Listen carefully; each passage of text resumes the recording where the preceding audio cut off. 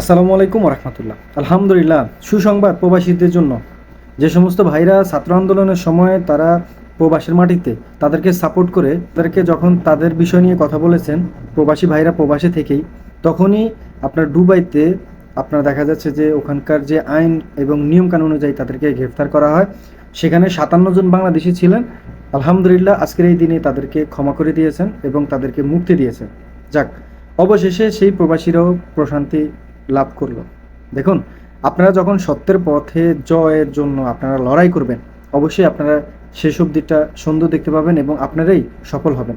এটা কিন্তু শুধুমাত্র এক একটি দিনের জন্য, এক একটি সময়ের জন্য নয়।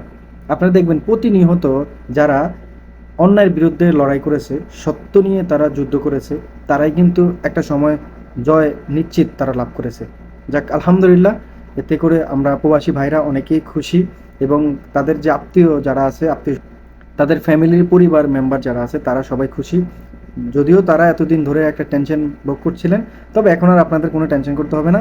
তবে এতটুকু বলা যাচ্ছে যে যেই 57 জন প্রবাসী দুবাইতে তারা গ্রেফতার ছিলেন, তারা এখন মুক্তি।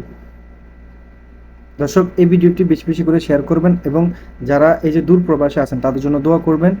আর এই দিক থেকে আমরা এতটুকু স্পষ্ট বলতে পারি যে এখন বর্তমান যে সিচুয়েশন আমাদের বাংলাদেশের, সেই অবস্থা অনুযায়ী আমাদের সবথেকে বেশি অবদান রাখতে হবে আমাদের প্রবাসী ভাইরা। এবং আপনারা যে যেভাবে পারেন আপনারা রেমিটেন্সের মাধ্যমে দেশকে উন্নত করার একটু চেষ্টা করেন।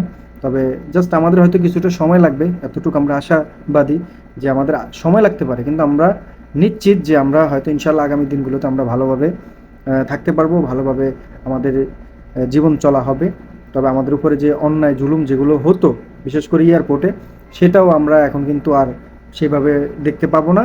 তবে এখন অনেকটাই নিয়ম শৃঙ্খলার মধ্যে চলে এসেছে, অনেকটাই প্রবাসী ভাইদেরকে সম্মান দেখিয়ে কথা বলতেছে, এটাই দেখা যাচ্ছে। আর ইতিমধ্যেই তাদের জন্য যে আইনগুলো, তাদের জন্য যেই নিয়মকানুনগুলো রেখেছে, তারা সেটা ইতিমধ্যেই ব্যবহার করছে। যারা ছুটিতে যাচ্ছেন অবশ্যই তারা এখন সেই সুযোগ সুবিধাগুলো পাচ্ছেন। তবে আমরা আশা রাখি এইভাবে শুধুমাত্র আমাদের এক একজন প্রবাসী নয়, হাজার লক্ষাধিক যেই আপনার প্রবাসী ভাইরা রয়েছে, যারা যেই দেশে আছে, প্রত্যেকের জন্য দোয়া এবং ভালোবাসা রইল। আপনারা দেশকে ভালোবাসুন, দেশের মানুষকে ভালোবাসুন এবং অন্যায়ের বিরুদ্ধে আপনারা সবসময় কথা বলবেন।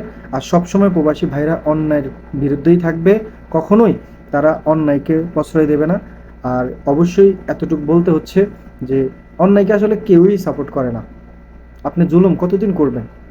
একটা সময় সে আপনার জুলুমের আপনার সেই গতিটা থেমে যাবে।